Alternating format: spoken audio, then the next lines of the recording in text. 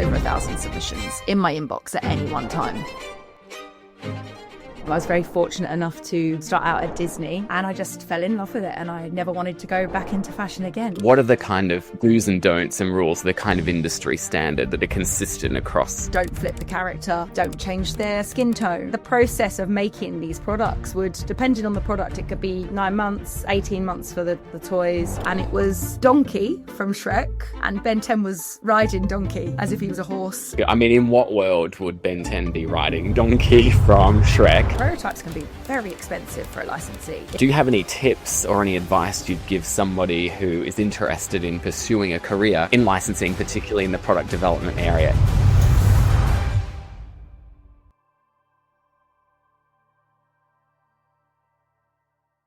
Behind every licensed product you see on shelves lies months of meticulous product development. From concept submissions to final production samples, product development professionals manage thousands of approvals while maintaining authenticity.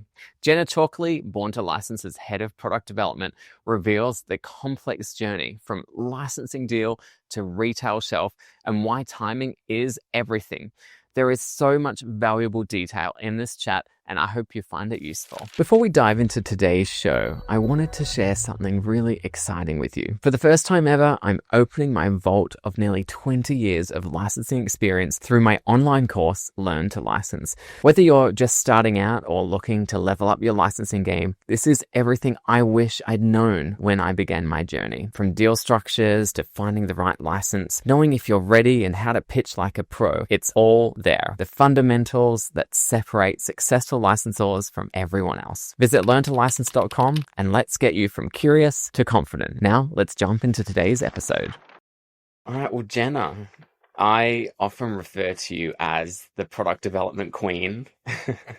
Help those listening understand why that might be. How have you become royalty in this space? Oh, God.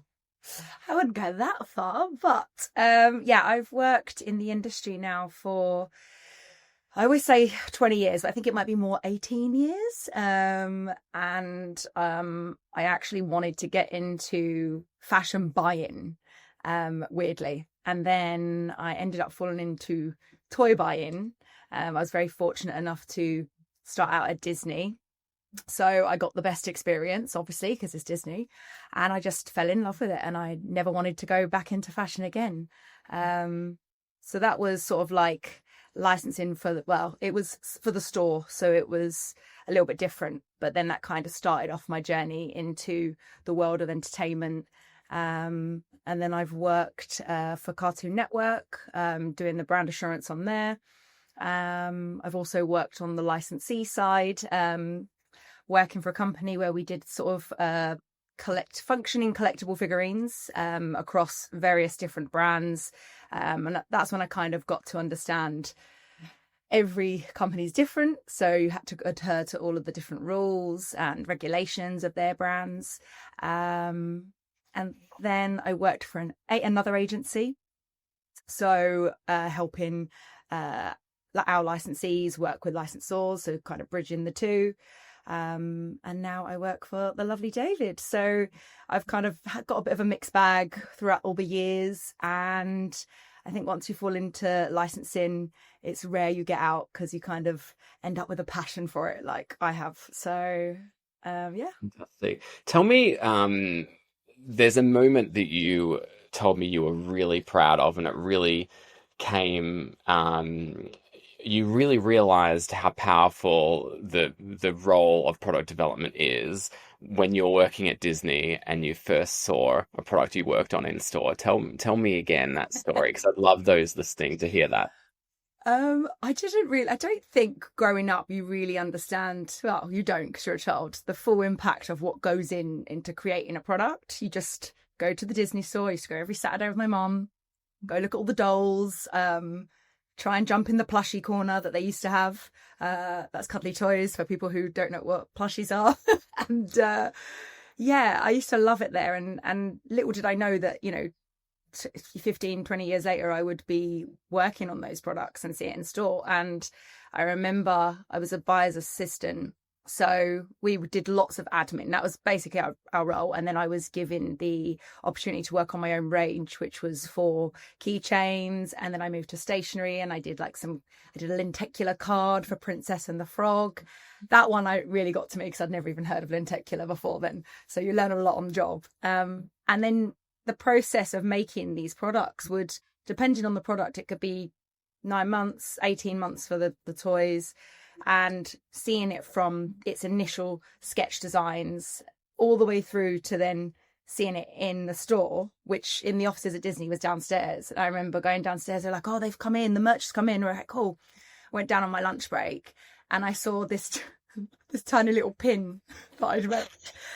And I was just saw it and I was like, oh my God, I did that. I did that. I just had a meltdown. I felt like, I think I started telling people on the store, and they just were like looking at me, like, you made this? I was like, yes, I did.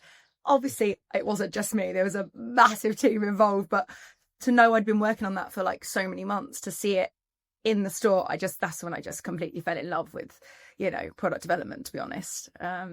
Even if it's just an internal satisfaction and no one else knows, I did that. Or I worked. Do you still get that? Do you still get that feeling today? If there's a product that you've worked on and you go into store and you're like, oh my gosh, there it is, or has that novelty worn off a bit? No, it drives my friends mad. Like if we go out and they're trying to buy toys or whatever for their kids, if I ever see something I've worked on, I'm like, guys, and then I'll go over and show them, or I start to give them the rundowns of what this product went through to get to this point. Or even when they buy stuff for their kids, I'm always like, be careful with that. That took so and so. I'm a bit of a busybody when it comes to products. So, but my friends love it because they always come to me for advice. And yeah, I'm the only one without kids. So good. I do find people outside of licensing are always fascinated. You point at something on shelf and you say, you have no idea what it took to get this product, from conception to this shelf that we're looking at right now. And we'll certainly cover more of that off today, because I do want to help our listeners understand what actually goes into the product development journey. But one of the things I wanted to talk about was a conversation that we had early last year, and this was when we were talking about whether or not you'd like to join the team at Born to License. And I shared with you that I felt that people in our industry in product development weren't given enough credit for the contribution that they've made to the world of licensing. Why do you think that is? Why do you think that you and your product development colleagues may not be celebrated enough in the industry? Oh, that's a nice question, David. I think it's more of a sales-driven industry, or it definitely has been previously. I do think it's changing slightly now. People are starting to be a lot more creative. 20 years ago, 30 years ago, it would be a brand and a character slapped onto a product. There wouldn't be a lot of thought into it. Not like how it is, in the market currently. So people are being a lot more creative now. Therefore, you're going to have to get creative minds and great designers and sculpt designers and people who know what they're doing. So now we are being celebrated. You've got to have a keen eye for detail. So these types of things are required now. But years ago, they weren't. And it was all about the money, right? So, product... people who work on the creative side aren't necessarily pulling in the numbers, and that I think that's why potentially we weren't celebrated. But I think times are changing. Good. Well, they certainly should be celebrated. So let's take a big step back and talk about product development and the journey step by step, because I think that those listening will really want to understand, particularly those that are very new to licensing. A lot of the companies that come to us looking for help with licensing, one of the questions we ask them is, when would you like to get your product to market? And it is usually the case. They say in 2 months' time or 3 months' time, and they say because, we're really quick to manufacture. We manufacture locally and we can get to market really quickly. And it's an educational process to help them understand that just because you can move fast doesn't mean that this is going to be a fast process. So let's go back to the beginning of a product development process. Pretend you're speaking with a someone that's new to licensing. They've just signed their license agreement. What's the first step that they need to take? So the first step, I mean, it does vary across different categories, of course, but on an overall process, there will be the initial designs, or initial ideas, and this is where some people would come with trend boards, their existing product, what they sell into the market, and that's what we would take. These usually happens while the contract's sort of being negotiated, so they know what they're getting.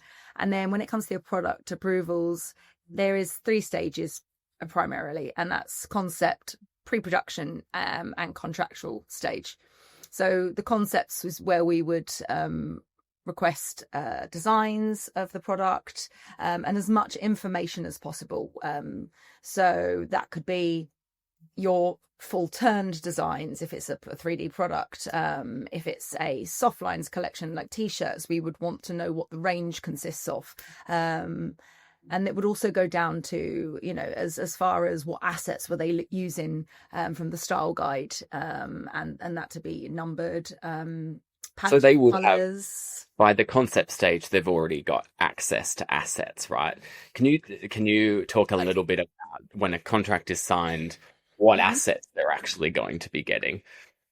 So once a contract's signed, for Born to License, we will set up the initial creative kickoff. And then what we do is we'll speak with the licensors, Born and our clients, and the licensor will take us through all of the assets they have. And usually this is in the form of an asset management site, such as MediaBox, or their own internal systems, and it'll have style guides on there. So these style guides consist of all of their, character poses, what Pantones to adhere to, the do's and don'ts. They have everything in their fonts, how they work across each category. Because as I said, it can be different. Legal lines, things that I think people who are new to license probably wouldn't necessarily think of that you would need. URL lines, that's something that always people always like, oh, we're adding a website onto our packaging and packaging style guides. It's quite a minefield, I think, for a new person coming into the industry. But once you get that, underway and you learn on the job, I'd say. So then you get the style guides, you get access to assets, they take you through that. And then we will help our clients work on, what is best in case product. Then that is usually probably, I'd say, the part that takes the longest, because I think, to your point, we have a lot of people who are like, we can get this out in 3 months. And actually that process takes a little bit longer because there are rules. There are a lot of things that the licensors, won't want their characters doing. Everything has to be on brand. So what are some of those? What are some of those rules and some of those do's and don'ts that are kind of almost, because I know every licensor is different, but what are the kind of do's and don'ts and rules, the kind of industry standard that are consistent across licensors, would you say? I think the obvious ones are like, and this isn't for everyone, but like, don't flip the character. And, that's because some characters have, like Hello Kitty wears her bow on a certain side, so you can't flip it. And a lot of these characters have those same sets of rules. Don't change their skin tone. Again, some of them are more creative, so they allow you to do that. But there are some characters that they will absolutely not let you do that. Like SpongeBob, if somebody says, oh, we want to do a range of SpongeBob pajamas and we think it would look better if SpongeBob was blue, that's a no-no. Yeah, that's a no-no. I think sometimes there are more creative ways they can do it if it's an artistic impression, but again, that would be for something like a stylized artwork. It really does vary on what we're bringing to the table, what product they create, what type of the company's brand is themselves. Other things, legal lines must always be on a product, which sometimes I have some conversations with clients where they're like, oh, we don't want to add that on there, but it's kind of like part of the contractual obligation. So they're kind of like the obvious things. Packaging designs, you have to adhere to the brand packaging. It can't. Sometimes you can have a collaboration that can work, but for the most part, it needs to all come together at retail. So everyone would adhere to the packaging guidelines that the licensor provides. I remember when we worked at Cartoon Network together, you received a hilarious submission, and I'd love for you to share that again as an example of something that is a big, big no-no. So I know what one you're saying. So we got I think it was a t-shirt, and it was Donkey from Shrek and Ben 10. And Ben 10 was riding Donkey as if he was a horse. And we laughed so hard. But bearing in mind, we didn't, that wasn't owned by Cartoon Network. It was owned by DreamWorks. So we were like, what's going on here? So yeah, at the time we were like, okay, this isn't going to work. So we had to explain to them, you can't mix characters from other properties, especially ones that aren't owned by our company. So that was a no-no. We got that changed, and Ben 10 was not riding anything by the end of that submission. That's good. I mean, in what world would Ben 10 be riding Donkey from Shrek? Exactly. And this is a good lesson that, us being in the licensing world for as long as we have, we think it goes without saying, but certainly mixing properties is a big no-no. Shrek and Donkey owned by Universal, Ben 10 owned by Cartoon Network, having a t-shirt with Ben 10 riding Donkey is absolutely not approved. I do wonder if they sent the same submission to Universal, if they were a Universal licensee as well, and what that reaction would have been.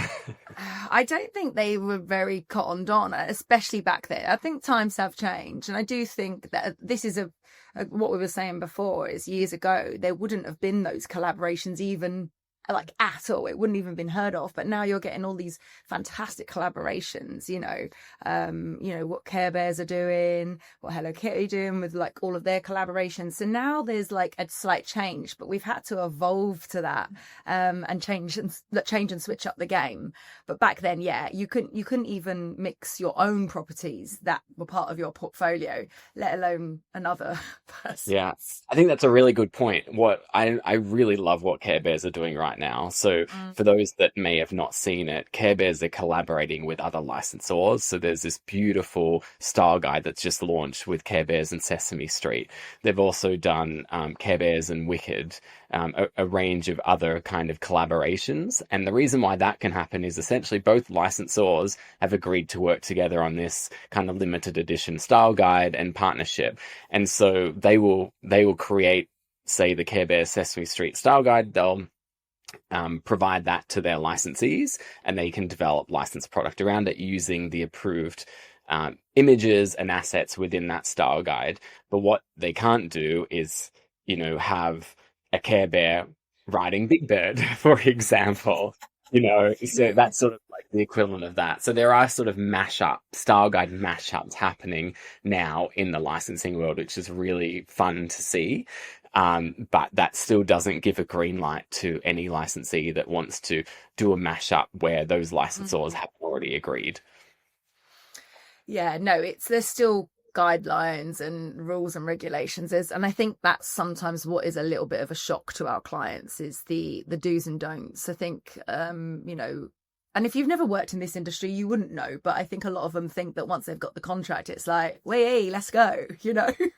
That license it's not a license to take the property and do whatever you want with it. And anyone that's read a licensing agreement will see that there's very, very strict guidelines in place and processes in place for the approvals. We've talked about the concept stage, and we'll move on to the next stage in a moment. But can you talk a bit about the typical turnaround times that we can expect from licensors at each stage? Sure. So when we submit anything onto the systems officially, they have usually, I'd say it was 10 working days, so 2 full weeks before they can return the submission back to us. And that can just be for a review. That doesn't mean you're going to get instant approval. I would say most times you're going to get at least one review stage, and that's if you're lucky. So you have to take that into consideration when you're planning, which I think is also another shock to some people, because you think 2 weeks, that's one submit, then you've got to take the time to do the resubmit. That can take a few days, maybe a week, depending on what they've submitted back to you on your collection. And then that's another 2 weeks. That's 5 weeks gone just on that one resubmit. So it resets, doesn't it? It's not like they've spent 10 working days to review and provide feedback the first time round, but then when you resubmit, they're not going to look at it within an hour. It's the whole 10 working day resets again. So that's where. So you're talking about the time it takes you to do the initial design, then you submit it, then perhaps 10 working days to get feedback, then the time that takes for you to make the requested changes, then submit again.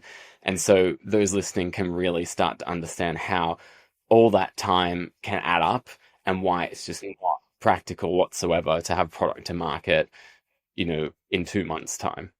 Yeah. And I think it's, it's good to be aware that you think of even the big studios only still have quite relatively small teams, and then they have thousands of submissions coming in, so that's why they need those 10 days. And I have to say, we work with some great licensors who do often sort of will help us to achieve our goals, as long as we give a really good plan, and there's a lot of strategic thinking going into it. I'm big on the planning. I always like to give us, as you know, it's your ourselves. And I think that is like part of this is trying to build up goodwill with the licensor as well.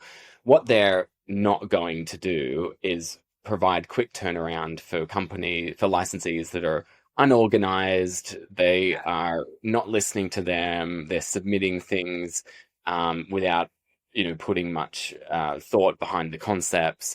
If there is urgency, then licensors will try their best to prioritize, but it won't be every time. That favor bank runs dry eventually. Yes. Yeah, no, I think use your favors, certainly. Yeah, no, for sure. I mean, when I worked at Cartoon Network, you're talking on average, I'd have between 800 and 1,000, over 1,000 submissions in my inbox at any one time. And heaven forbid I ever took a day holiday or, was ill, because I'd just come back with 300 more. It was like a constant waterfall. Yeah, I remember that because, at the time Jenna and I were working together, I was on a desk that was almost facing you. I think you were in front to the left. And I would get my licensees, because I was working in FMCG and promotions across EMEA. And, those licensees typically need sometimes quicker approvals than others. And so I had them hounding me. And so I would be like, hey, Jenna, how are you going with this? And I see you've got, hundreds and hundreds, if not thousands of submissions you're working on. And I was trying to be that squeaky wheel, but so was everybody else. It's a real challenge when you're the product development person and you're trying to prioritize and you've got 1,000 things to work on and 80% of them are urgent. Everybody's hounding you, emailing you, calling you, and then you've got your colleagues like me going, Jenna, please, no, just do this favor. So I think that's really important for anybody that's waiting on a submission and thinking, oh my gosh, it's the 6th working day. Why is it taking so long? That context is really important. So tell me about what comes after the concept stage. So just to summarize, the concept is basically submitting the first round of design. And you can assume there might be a bit of back and forth. Once the licensor approves the concept, what's the next stage?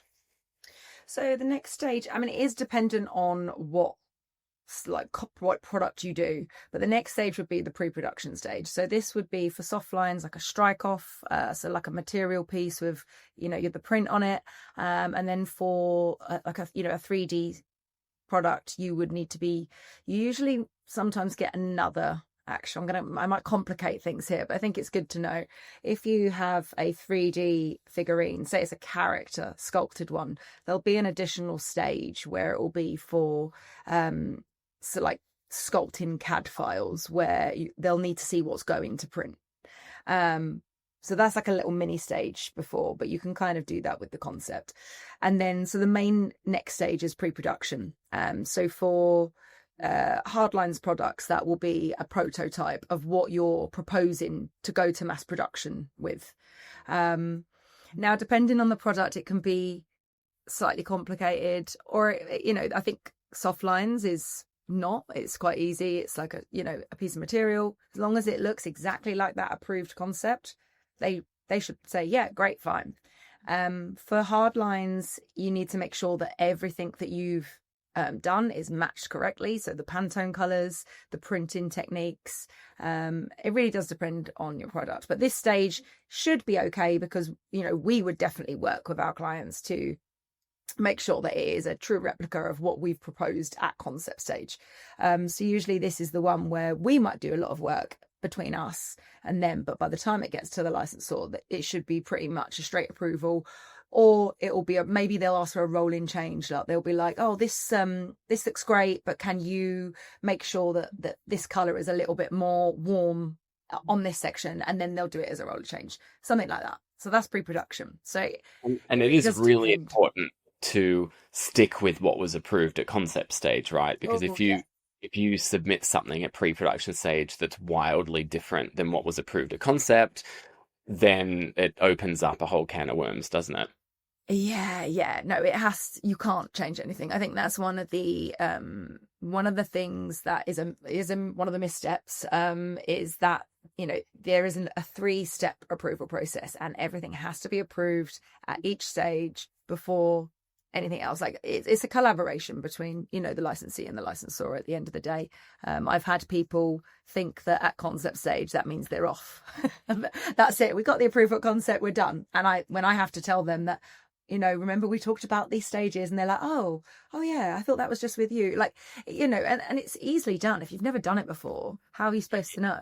So it is really important. It is a collaborative effort, and you make sure that you are not changing anything in between the stages. A quick pause here. If what we're discussing is really resonating with you, you're going to love what I've put together in Learn to License. This isn't just another course. It's 2 decades of real-world licensing experience distilled into actionable strategies you can use immediately. I've worked with everyone from startups to Fortune 500 brands, and the patterns for success are surprisingly consistent. The course covers all things that you need to consider when it comes to licensing, particularly those who are just starting out. So visit learntolicense.com. Your future licensing deals will thank you. All right, back to our conversation.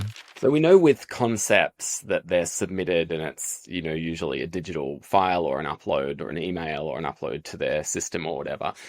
The pre-production stage, is that the point where physical products are submitted? Like, do they have to mail physical products to the licensor so they can look at it in real life? It really does depend on the licensor. Pre-COVID, yes, it was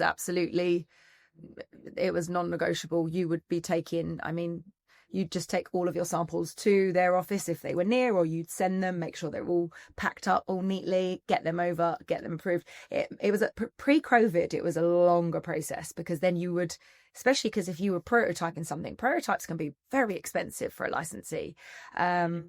I know I've in my lifetime, I've spent probably about, not me personally, but my company has spent like $2,500 on prototype, on one singular prototype. So I would physically take that prototype to the office of the licensor, get it approved, and then take it back, because that was cheaper and quicker than us packing it up and sending it each time. So it can be complicated. I'm thankful that has changed now. That's one of the good things that did come out of COVID, is that now they accept, not all, and it is depends on the licensor, but they do now accept high-res images. Maybe not for the first time that you work with them, just because obviously they've never worked together before, so they like to get that established relationship first. But once you've had that, 9 times out of 10, you can do like turnaround images, but they have to be clear. They have to be, very good, and not professional, but just very clear, so that that licensor can review accordingly and make sure that it matches the approved concept. Particularly if they're looking at the color. So the lighting needs to be a high res image with great lighting, so that the licensor can say, yes, this is the right color that they're using. Yeah. I think if you're working on hard lines, you can match it to Pantones. It's a little bit easier to Pantone chips. But is that where they're literally taking a photo of the product and then a Pantone chip next to it, so that the licensor can see that it's the right Pantone? Yeah, I mean, I'm big on whatever we can do to get that approval. If it means taking lots of photos with the color chips next to it, whether it be hard lines, soft lines, as much information as possible, you're more than likely to get the approval. As long as you know that it's correct, then that will save you another 4 weeks. So I'm big on any information you've got, send everything all over in one go, so that they don't have to ask you for anything. Yeah, which is good. You do save a lot of time if you give the licensor everything they need, and they can, hit that approval button rather than ask for questions, and then the time will reset. That's the key. So if we've passed pre-production stage, we've got all the approvals, what comes next? Then the final is the contractual stage. So this is the time where you would send your contractual samples. So each licensor will be different. It can be three samples. It could be 6. So I've had 34 samples before requested of an individual SKU. Wow. Yeah, it was a big one. So, and there is cost implications here. So that's something that if you're listening to this and you're new to licensing and you're trying to think about all the costs involved, it's not just royalties and minimum guarantee. It's actually costs of providing samples as well throughout this process. And if a licensor is going to ask for 30 samples, which is very rare. I mean, typically it's between 6 and 12 is that kind of standard. Yeah, that's the average. But if you've got, a very expensive product, let's say, for example, you're doing fridges, which are, high value items and they're enormous and expensive to send, make sure when you're negotiating a licensing agreement to maybe say, we're going to provide you with one final sample, production sample, rather than 6 or 12, so that you're, not going to find yourself in a spot where you're having to provide a lot of fridges to the licensor.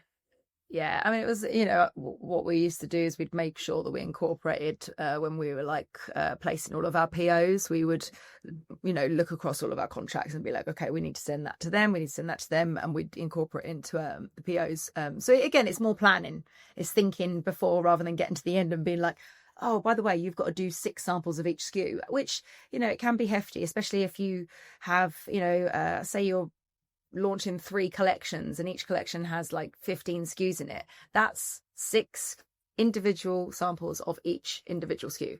So it can be quite, it does mount up, but it's usually one of the non-negotiables. So if you're doing a collection of 20 SKUs, then we're talking about 100 and wait, hang on, my maths. So we're talking about 120. Yeah. I'm not going to help you on the maths. I'm all about the product. So it's about 120 different products that you're essentially having to send if it's 6 samples of 20 individual SKUs. I mean, if you remember when we were at Cartoon Network, I was just constantly surrounded by boxes. It was like Fort Knox around me. Yeah, it's like, where's Jenna? Is Jenna here today? See her. We hear the clacking of a keyboard and we're like, oh, she's in. Honestly, so we would have to have, if you didn't get to those, you'd just end up getting kept in. And then the big boss would come around. They'd be like, Jenna, samples, put them away, because we'd had cupboards and stuff, but I wanted to process them. So yeah, it's a lot of samples. So on this final production stage, is this where they're essentially taking the first products that come off the production run and sending them to the licensor? Yeah, so ideally we need to get them over as soon as possible. If you're shipping, and depending on where you are in the world, that can take, several weeks. So if you could get them straight off the line and sent straight to the licensor, then we can close out the submission, and then you're all good to sell. And this is the easy stage, believe it or not, because you've done all the work. They know what you're creating. It's going to match to what you've approved at pre-production. So it's more of a case of just that last stage of crossing the barrier. And I guess the licensor would only have issues again if there's something different than what was approved in pre-production, then there's going to be a problem, and that's going to be an enormous problem for the licensee if they've gone ahead and done a full production run and there's something wrong with the product. Yeah, it does happen. It's easily done. Like sometimes it could be like, usually it happens in packaging, just because if you've had loads of like amends on a packaging and you've got all these files and you're like rushing to get stuff out, you send it out and it's easy for the factory to use the wrong packaging. That's also happened to me before. It's very stressful, and they've printed the full run. Luckily we reprinted it because we caught it early, but if you don't catch it early and that gets shipped, most people manufacture in China. You're only as good as what your partner over there is telling you. These things can happen and they can get shipped. And then you've sent that over. And, if it's a legal thing, if it's a legal line or it's something that's really damaging to the brand, that product can get recalled. So it is quite serious. If it's a URL, like what we saw, an unfortunate incident that happened last year with Mattel and the Wicked products that they launched, where there was a website on the back of the pack that was wicked.com, which turned out to be an adult content website rather than wickedmovie.com, which was the actual theatrical website. And I think that was a very innocent mistake by everybody involved. And a lot of people were really piling on Mattel and the Wicked team. And, I remember I made a post on LinkedIn sort of standing up for the product development people, because behind these kind of mistakes, there are people, their jobs, their passions, and they would be feeling very, very horrible about the situation. And this was something that the media really picked up. Everybody was talking about it, and it was actually my number one post I've ever done on LinkedIn. It had about 750,000 impressions, because half of the people agreed with me that we should not pile on. It was human error. This was a mistake that anyone could make, and just leave these people alone. And the other half were like, no, how could you possibly make a mistake like this? I think the people that were really critical don't understand product development. They don't understand how the process works and how an innocent mistake like this could actually happen. I mean, how did you feel when you saw that situation? Were you more on the side of feeling for those people, or were you more on the side of like, that's a stupid mistake?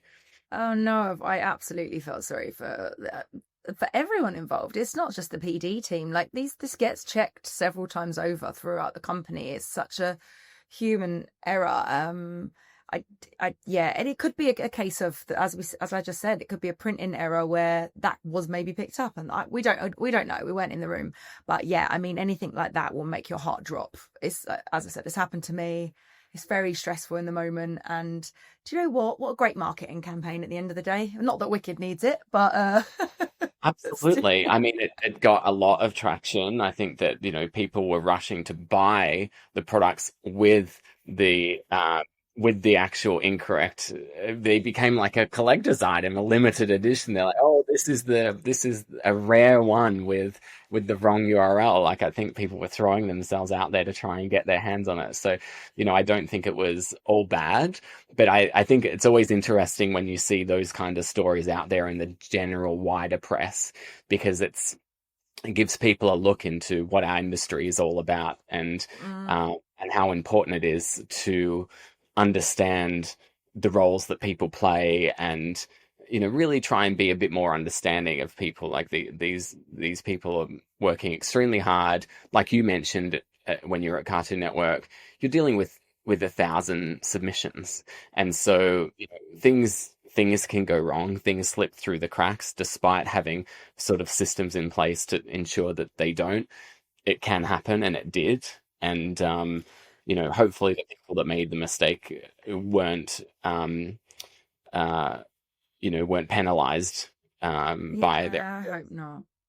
I do also think like legal lines are that they're tricky, and that's something that I'll always try and look out for, and will, just because I've learned from the past mistakes like that, where a full stop in the wrong place can change everything, and that becomes a legal issue. So yeah, human error can do that to you, and you definitely learn from these mistakes. You definitely don't want to go through those mistakes again, for sure. I think this is one of the challenges that you're highlighting with the someone in product development, is that you've got two extremes. You've got one where you're dealing with an enormous volume of work, product approvals, thousands in your inbox, people hounding you. But on the other side of things, you have to have extreme level of attention to detail. And if something slips through the cracks, then it can create a massive PR nightmare, like what we saw with that example I just shared. So it's a balance, really. No, absolutely. And not just packaging. Like if we create products for people who have such passions for these brands. Like, look at the Star Wars fans, the Marvel fans. If you get one thing wrong, they will come for you in the forums. They are so passionate and so driven by these characters and these worlds that you need to have a little bit of knowledge on this. It could be something as you do the wrong button for Darth Vader. And yes, that comes from experience. the blue is over the red on his chest palette. So it can happen, and people will come for you, and you may not have a very good sleep for a few weeks. I can imagine all these Star Wars fans looking at this thing and being like, honestly, how dare you? You've got the button wrong. I will always blame it on the continuity issues of a 70s film. That's the way I'm going for. I've got the wrong era as well now, but all I'm saying is that all products that we work on with the newer stuff is a lot easier because it's a lot more material to work with. But no, yeah, these mistakes grow and shape you. I think in our industry, you definitely won't make them a second time round. Let me tell you. So that's the product development journey. Thanks, Jenna, for taking us through that. Let's talk to those listening that are first-time licensees. They've never done licensing before. They're thinking about getting into licensing. From a product development side of things, what are some common challenges that first-time licensees will face particularly? I think we mentioned it previously, but the biggest one is time management. I think I cannot stress to people enough, please incorporate these stages into your plans. I mean, again, this is something I work on with any client that comes in. I'll create a critical path for them and a spreadsheet. And I know that when I first take them through, some people are like, oh, this is a long time. We don't need that long. And then when they do it, they then understand why I've put that buffer room in, because there is nothing worse than not getting your stuff out because you haven't incorporated that time into it. And critical paths can include things that I know that unless you've worked in the industry for a long time, holiday closures, Christmas, July the 4th, there's all these things. Those days aren't included in that 10-day turnaround. Chinese New Year's a big one. I always say to you, don't include. David will be like, let's expand about that a bit more, because this comes up with any of our clients, and it's a big part of the licensing industry for anybody that's manufacturing in China, that Chinese New Year really is a setback and everybody needs to plan for it. So tell us a bit more about how long, when is Chinese New Year? How long do people usually take off, and how can companies or new licensees sort of like tackle that, account for that period? So Chinese New Year happens at the end of January. It's usually the factory closes for a few weeks, but there'll be times prior to that and afterwards where they're not up to their full capacity the way they were before. So it will take slower. So I always will take that whole month out just to say, let's put that into the time period. So in that moment, you could say you're in this whole process with the approvals, and then it gets to January and you've not planned, but it's time for prototyping. Oh dear, Chinese New Year's come. Oh, I didn't factor into that. So that's and now I need this prototype. I've only got the approval, and they're closed for 4 weeks, or they're not gonna be able to get you that prototype for another 4 weeks. And that's always, it's things like that. Like I always like to plan for the full whack. Because otherwise these little things will come up, and before you know it, you've got 3 months added on to the initial launch deadline that you've proposed. And there are ways of avoiding that, and that is by planning. So yeah, Christmas will all the offices always obviously be closed at Christmas. So the Disney teams, Marvel teams, all of that. So let's talk about planning, because I know you do this a lot with our clients. If you're a new licensee, how do you plan? Do you think of, okay, I want to launch this for the holidays and work your way back, or what's the best way to kind of tackle that? Yeah, I mean, I would always start with the launch date first and work my way back, and look at the milestones I need to hit in order to reach that launch date. Usually when you do that, you then realize you don't have enough time. sometimes. So you'll get to a point, you're like, oh, I should have started 2 months ago. And then what I tend to do is I'll sit and I'll tweak all the plans. So I'll be like, okay, well, say we don't spend 2 weeks. What if I can negotiate with the licensor, because this is our first launch? Because, sometimes when the contracts are coming, the licensor knows you've got to get it out. So they also agree. So then I can also have those conversations. So you can, on the first launch, that sometimes can happen. After that, you're on your own. Not joking. After that, you've got to incorporate the time. But there are things that you can do to make sure that you don't sit on something for too long. Like if you get some designs back, make sure that we can get them back over to the licensor within sort of 48 hours, if that's feasible, instead of sitting on it for a week. Because if you haven't planned, sometimes you'll be like, oh, it's only a week. And then before you know it, if you've got 3 resubmits, that's another 3 weeks.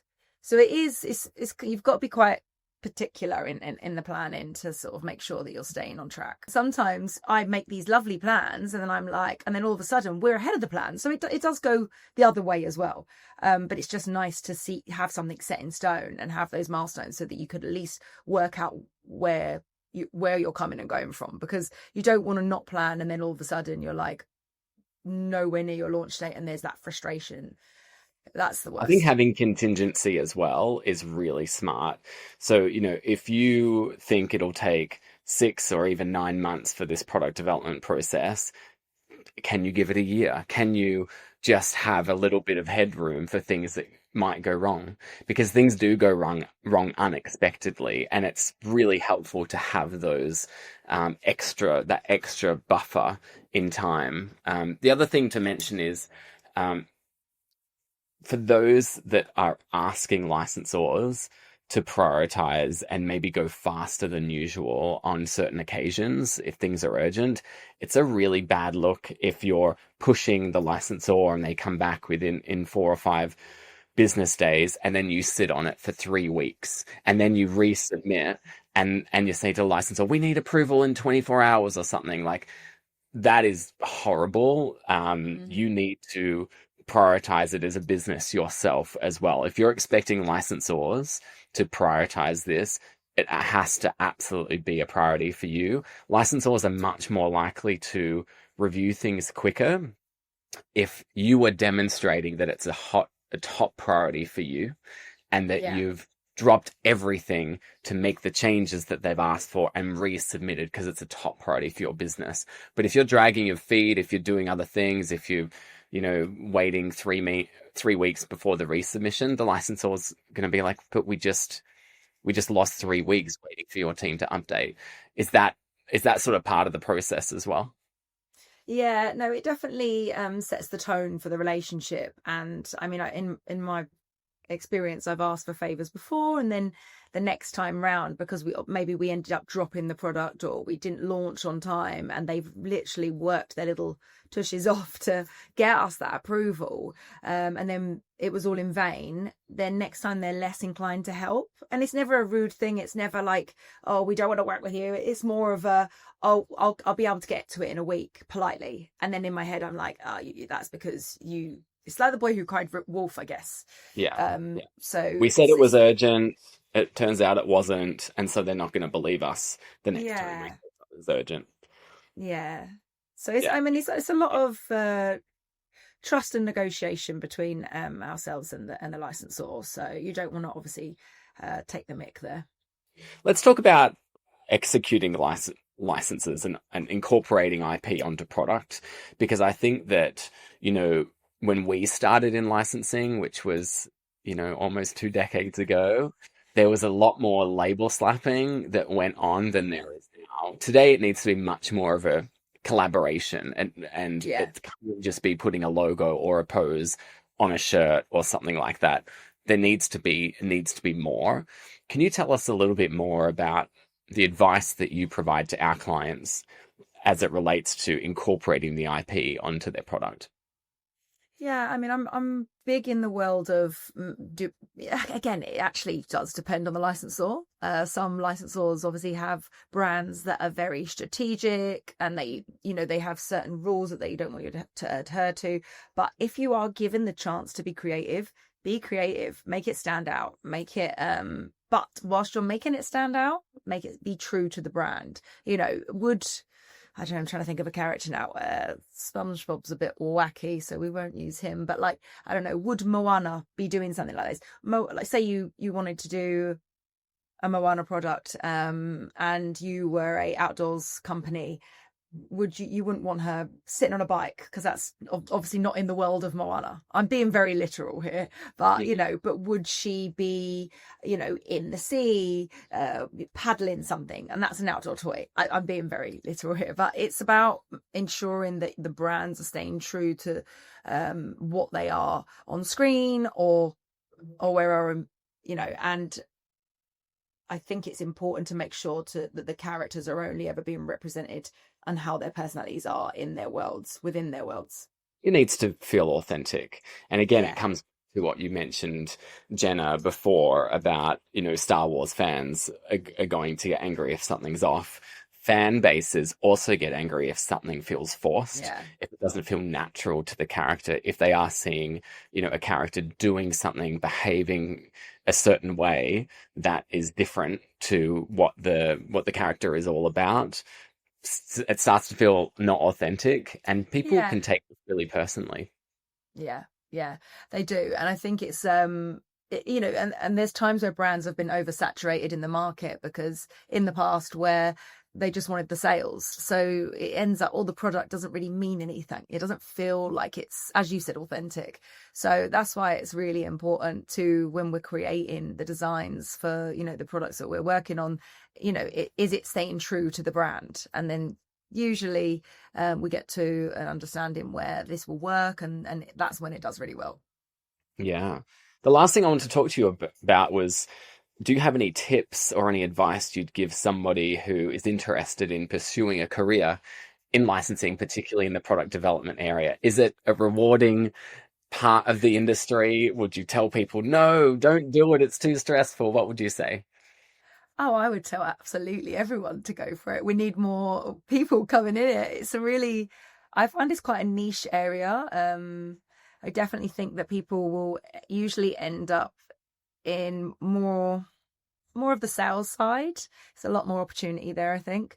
But once you're in the product side, it's just super fun. And if you have a passion for brands and creating products, it's like the most rewarding thing. I've worked with people who create product for non-licensed stuff, and I just don't think I'd have the same passion if it didn't have all these things that I loved as a child, and as well as now as an adult, because there's so much content now being created that it's never boring, never boring. I mean, and things are changing. Like, products used to be, for me, like toys. I used to love the toy side of it.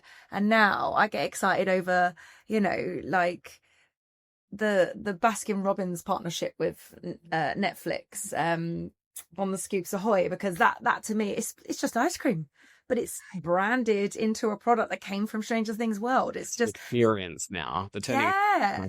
into an experience, which is incredible. I mean, if you're the type of person where you walk down the street and then you walk into a Primark or a Walmart and if you get excited of the thought of seeing a t-shirt that you were heavily involved with, you manage the product development side of things, if that like excites you, then you're certainly the type of person I think would really enjoy being in a product development role. Yeah. No, agreed. I love it. Well, let's leave it there. Thanks so much, Jenna, for joining us on the Born to License podcast. You're one of the most experienced people in this space, so it's such a privilege to be able to have you on, for our listeners to be able to hear specifically from you a lot of tips and your experience in product development. Anything you wanted to add before we wrap up? No, just that was fun. Thank you. Thank you very much. Awesome. Well, thanks so much for jumping on, Jenna. Thank you. I hope you've enjoyed this episode of the Born to License podcast. Don't forget to like and subscribe. And if you're eager to learn more about licensing, I encourage you, take a look at my course, Learn to License. I've condensed almost 20 years of learning in my licensing career to help others understand how licensing works. And as a reward for sticking around, here is a discount code for you to put in. I hope to see you there.